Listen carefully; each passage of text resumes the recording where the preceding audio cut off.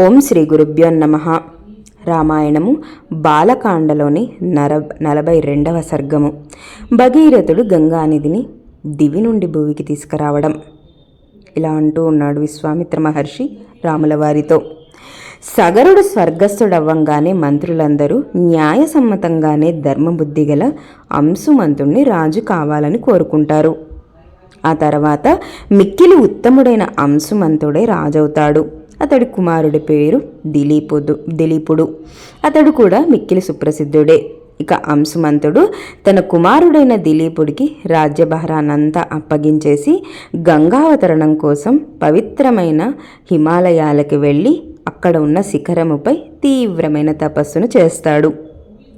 ఇక తపోధనుడైన అంశుమంతుడు 32,000 సంవత్సరాల తపస్సును చేసి గంగ పొందకుండానే స్వర్గానికి చేరుకుంటాడు. ఇక తేజస్వి అయిన దిలీపుడు తన తాతల యొక్క అకాల మరణ వార్తను విని ఖిన్నుడవుతాడు.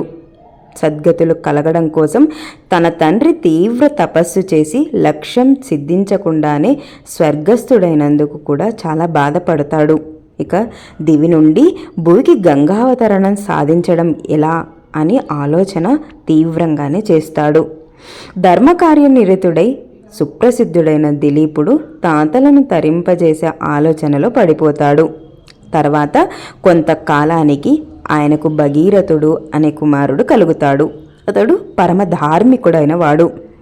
ఇక బల పరాక్రమ సంపన్నుడైన దిలీప మహారాజు చాలా యజ్ఞాలను చేస్తాడు. కానీ తన తాతలకు మాత్రం పిండ ప్రదానాలు గంగతో చేయలేకపోతాడు. ఇక ఆ మనోవ్యేదతనే కాలధర్మం చేస్తాడు. ఇక తన పుణ్యఫలాలతో స్వర్గానికి చేరుకుంటాడు. ఇక రఘునందన రాజర్షి మిక్కిలి పరాక్రమశాలి అయిన భగీరథుడికి సంతానం ఉండదు.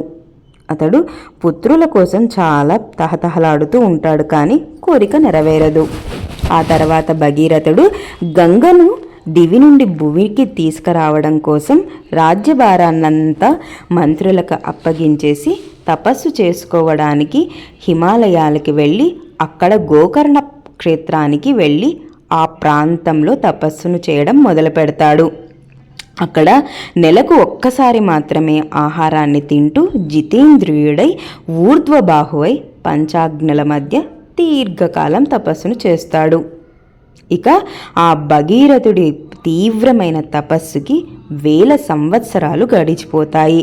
ఇక సృష్టికర్త అయిన బ్రహ్మ ఆయన తపస్సుకు మెచ్చి సంప్రీతుడై దేవలతో పాటు వచ్చి భగీరథుడితో ఇలా అంటాడు. భగీరథ మహారాజా, తీవ్రమైన నీ తపస్సును మెచ్చాను, వరం కోరుకో అని. ఇక మహా తేజస్వి అయిన భగీరథ మహారాజు ఇలా అంటూ ఉన్నాడు బ్రహ్మదేవుడితో. బ్రహ్మదేవ, నా తపస్సు కనుక మీకు తృప్తి అయినట్లయితే సగరపుత్రులందరికీ నా జలాంజల నుంచి చేరేటట్లు అనుగ్రహించు. ఈ మహాత్ముల యొక్క భస్మ రాసి గంగా జలాలతో తడిసిన తర్వాత మా ముత్తాతలందరూ శాశ్వతంగా స్వర్గనివాసులవుతారు. ఆ తర్వాత మా ఇక్ష్వాకు వంశానికి సంతాన ప్రాప్తిని ప్రసాదించు. మా వంశము ఇంతటితో ఆగిపోరాదు.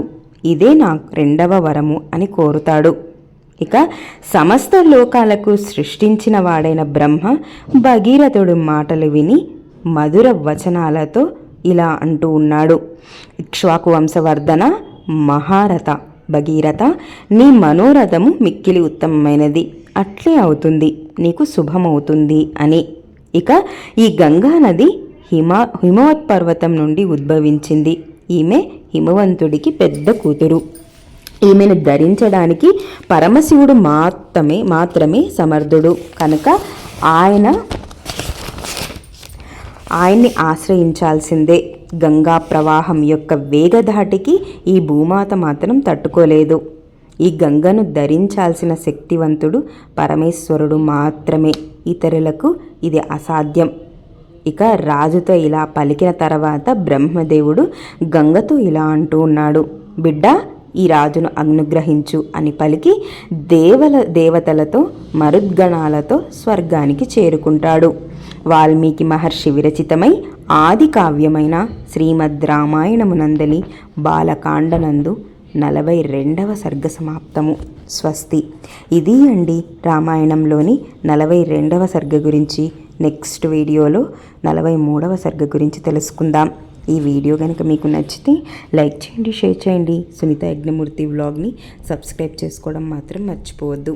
అలాగే మీ విలువైన సజెషన్స్ని కింద కామెంట్స్ రూపంలో తెలియజేయండి. Thank you.